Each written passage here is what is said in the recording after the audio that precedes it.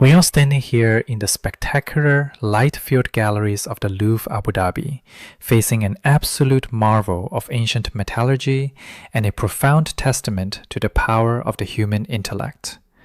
We are looking at the breathtaking bronze-seated figure of Imhotep, crafted during the Egyptian late period, between 664 and 332 BCE. Look closely at this intimate, exquisitely cast sculpture. He is entirely stripped of the traditional, ostentatious regalia we expect from Egyptian deities or pharaohs. Instead, we see his smoothly shaven head, the iconic hallmark of a high priest and elite intellectual.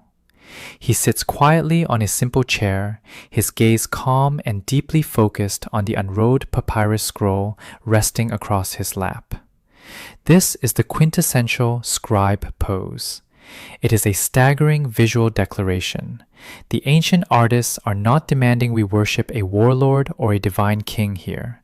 They are asking us to revere the pure, concentrated power of human cognition. To truly comprehend the art historical gravity of this small bronze, we have to look past the late period and travel back another 2 millennia to the 27th century BCE.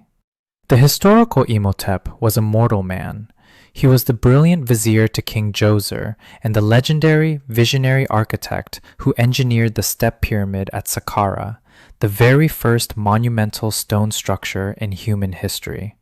Over the centuries, the memory of his unparalleled genius in architecture, medicine, and astronomy did not fade. It amplified.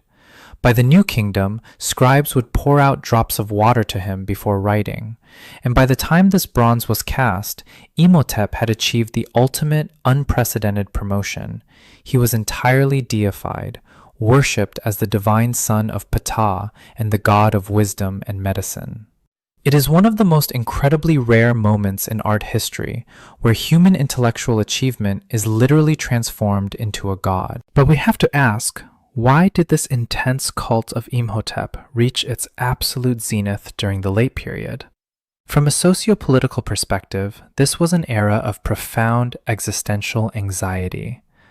Egypt was being repeatedly fractured and occupied by foreign powers like the Assyrians and the Persians. Facing the erasure of their cultural identity, the Egyptians desperately engaged in Archaism. They looked backward to the Old Kingdom, aggressively resurrecting the purest, most glorious symbols of their ancient, untainted Golden Age. Mass-producing images of Imhotep wasn't just an act of religious devotion, it was a fierce, nationalistic reclamation of their cultural supremacy. Coupled with brilliant advancements in bronze casting technology, everyday citizens could now commission these highly durable objects as votives. Someone thousands of years ago held this very sculpture, perhaps praying to Imhotep for healing or wisdom before dedicating it in a sanctuary. When we meet his timeless, metallic gaze today under the lights of the museum, we are not just looking at a portrait, we are witnessing a mortal genius serving as a permanent, unbreakable anchor for a civilization fighting to remember its own greatness.